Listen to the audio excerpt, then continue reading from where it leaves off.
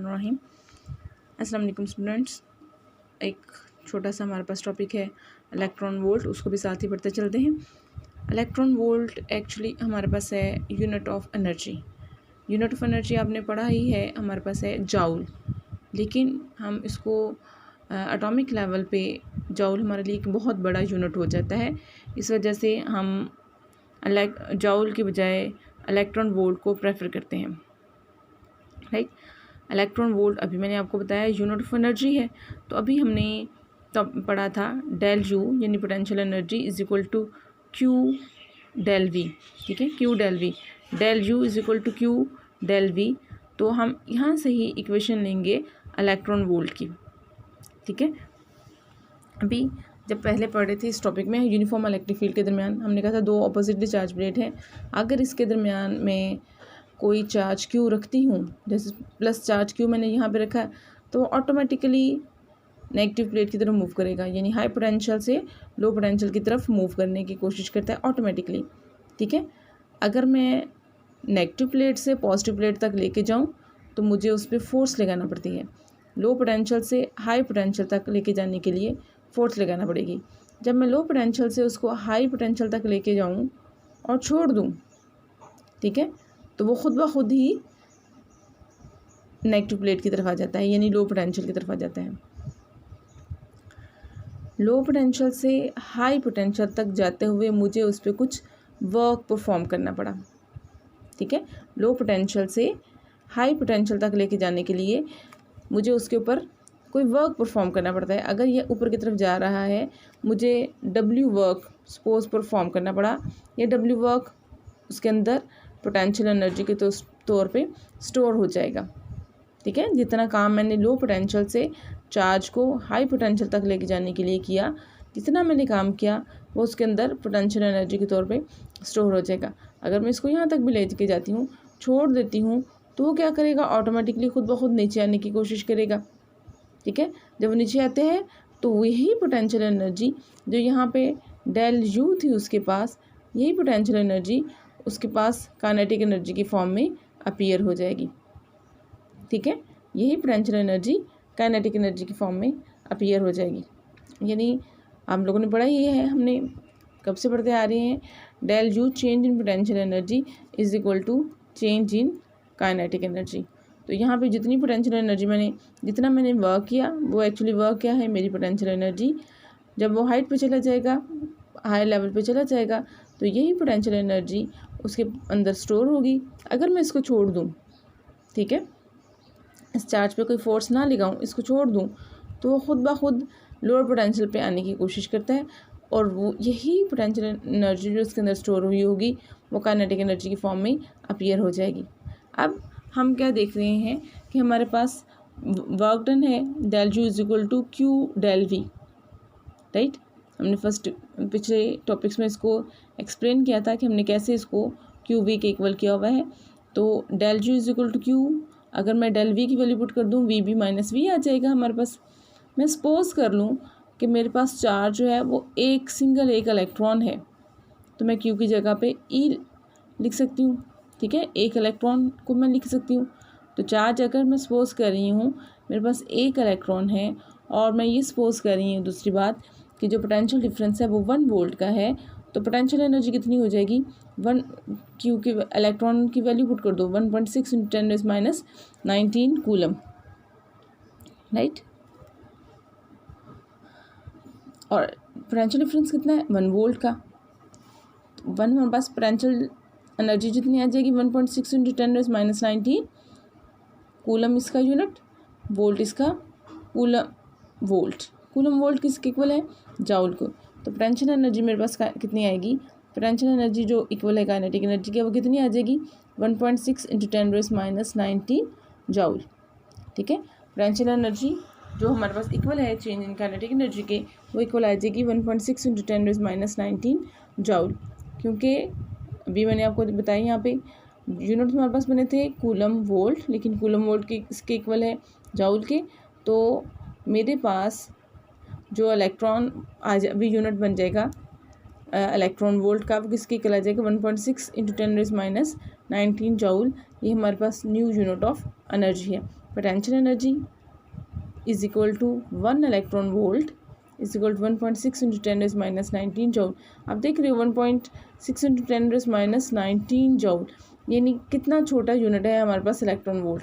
Joule एक बड़ा unit है और इलेक्ट्रॉन वोल्ट हमारे पास एक छोटा यूनिट है, और हम एटॉमिक लेवल्स के लिए इसको यूज़ करते हैं, बल्कि सब एटॉमिक लेवल ही आ गया क्योंकि हम इलेक्ट्रॉन की बात कर रहे हैं।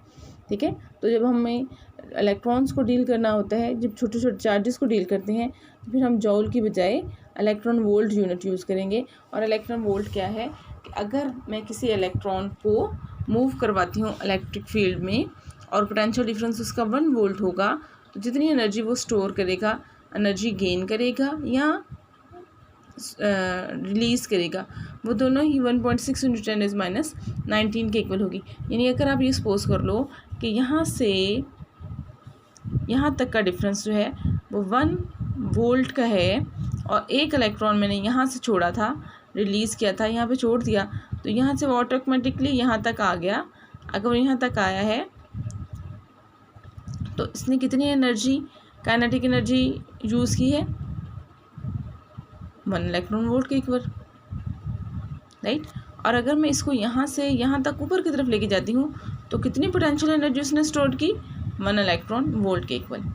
ठीक है, तो 1 electron volt is the amount of energy released or gained by an electron when it is moving through a potential difference of 1 volt।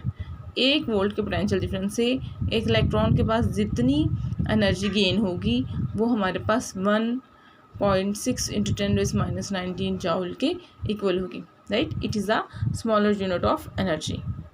Clear, छोटा सा एक टॉपिक है, लेकिन एक जस्ट आपको एक नए यूनिट से इंट्रोड्यूस करवाया गया है यहाँ पे।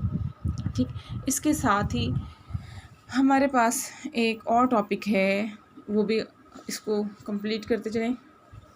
साथ ही एक छोटा सा न्यूमेरिकल गिवन है, उस पर आप नज़र डाल लीजिएगा। जस्ट इसकी वैल्यू ही पुट की हुई है। चार्ज उन्होंने कहा है 2 इलेक्ट्रॉन है और पोटेंशियल डिफरेंस अगर 3 वोल्ट है, तो बताओ कितनी काइनेटिक एनर्जी हमें मिलेगी। तो चार्ज की वैल्यू पुट कर दो और वोल्ट की वैल्यू भी पुट कर दो, QV दोनों की वैल्यू पुट की, आंसर हमारे पास ये आ जाएगा, राइट। इलेक्ट्रॉन वोल्ट में भी आंसर गिवन है और जूल में भी हमारे पास ये आंसर गिवन हो गया। ठीक है, अब लास्ट टॉपिक हमारे पास है, फिर ये जब हमारे पास पोटेंशियल वाला टॉपिक पॉइंट ख़त्म हो जाएगा। Electric and gravitation force a comparison. हमें देखने में बहुत सी सिमिलैरिटीज़ नज़र आ रही थी इलेक्ट्रिक फील्ड में और ग्रेविटेशनल फील्ड में, यानी इलेक्ट्रिक फोर्स और ग्रेविटेशनल फोर्स में काफ़ी रिजेम्बलेंस है। ठीक है, कुछ डिफरेंसेस भी हैं और कुछ रिजेम्बलेंस भी है, दोनों को हम कंपेयर कर रहे हैं। ठीक है, यहाँ पे मैं इसको कंपेयर कर रही हूँ electric force versus gravitational force. दोनों के फार्मूले अगर आपको याद हो, इलेक्ट्रिक फोर्स का फार्मूला है हमारे पास K/Q1 Q2 ओवर R², और ग्रेविटेशनल फोर्स का फार्मूला है F = G M1 M2 over R²। ठीक है, दोनों में अगर आप देखो तो दोनों ही इन्वर्सली प्रोपोर्शनल है, दोनों फोर्सेस इन्वर्सली प्रोपोर्शनल है R² के। ठीक है, ये देखो, ये भी इन्वर्सली प्रोपोर्शनल है R² के, ये भी इन्वर्सली प्रोपोर्शनल है R² के। इसका मतलब है both forces are inversely proportional to R²।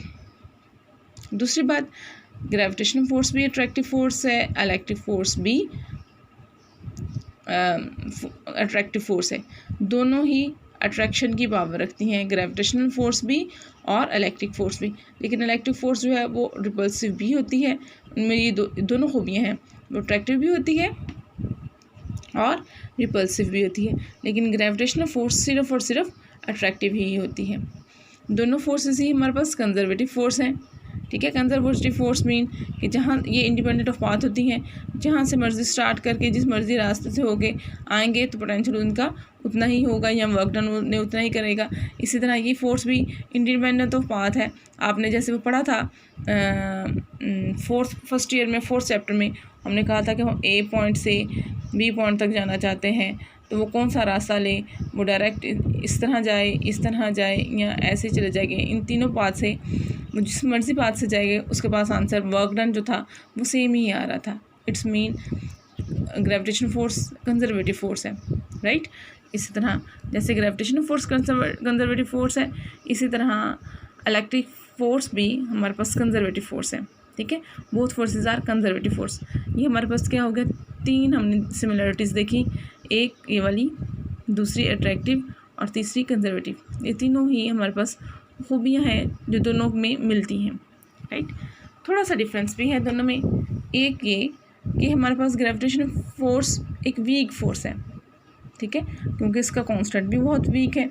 इसका कांस्टेंट कितना है, याद होगा आप लोगों को, 6.67 इंटू 10⁻⁻11, ठीक है, न्यूटन मीटर स्क्वायर पर किलोग्राम स्क्वायर, ठीक है। 6.67 इंटू 10⁻11 न्यूटन मीटर स्क्वायर पर किलोग्राम स्क्वायर। जबकि इसके मुकाबले में ये हमारे पास इलेक्ट्रिक फोर्स, ये एक स्ट्रॉन्ग फोर्स है, ठीक है। क्यों, क्योंकि इसका कांस्टेंट का नंबर एक अच्छा स्ट्रॉन्ग नंबर है। क्या है इसकी value, 9 into 10⁻9 newton metre square पर कूलम स्क्वायर, ठीक है। तो कहाँ 10⁻11 और कहाँ 10⁻+9, ठीक है। तो बहुत डिफरेंस है। ये एक वीक फोर्स है, 10⁻11 वाली वीक फोर्स है और 10⁻+9 वाली एक स्ट्रॉन्ग फोर्स है। यानी gravitational force is a weak force as compare to electric force, ठीक। दूसरा इसमें डिफरेंस ये है कि हमारे पास इलेक्ट्रिक फोर्स मीडिया पे डिपेंड करती है। जैसे ही मीडिया चेंज होता है, जैसे में प्लास्टिक या ग्लास या शीशा या वैक्यूम या एयर, कोई भी मीडिया दरमियान में आ जाता है चार्जेस के, तो फोर्स की वैल्यू चेंज हो जाती है।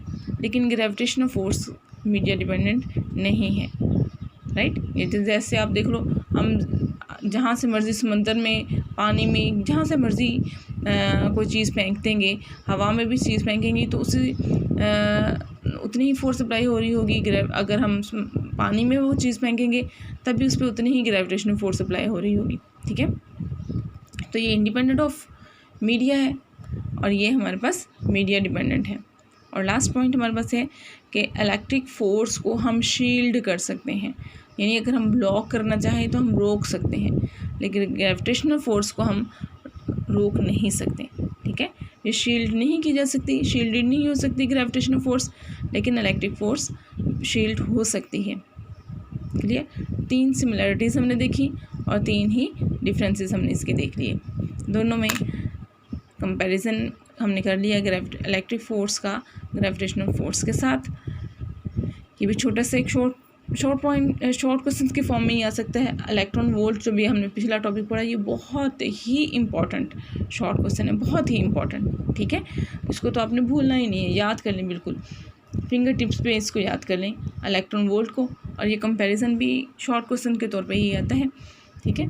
तो आप साथ साथ इसको याद करते जाएं, अदरवाइज़ फिर एंड पे बहुत मुश्किल होगा। कॉलेज जाके तो इनकी रिवीजन पॉसिबल नहीं है, इसलिए आपने इनको साथ साथ में ही याद करते जाना है। स्टूडेंट्स, आपकी तरफ से अगर मुझे फीडबैक मिलेगा तो मुझे बहुत अच्छा लगेगा। स्पेशली अगर आप कोई क्वेश्चन मुझसे करना चाहो तो ज़रूर करिएगा। लेकिन आपका जो होमवर्क मुझे मिल रहा है वो बहुत कम स्टूडेंट्स कर रहे हैं, लेकिन अच्छा है, अच्छा काम कर रहे हैं। ओके जी, अल्लाह ब्लेस यू ऑल, हमेशा खुश रहें, आमीन।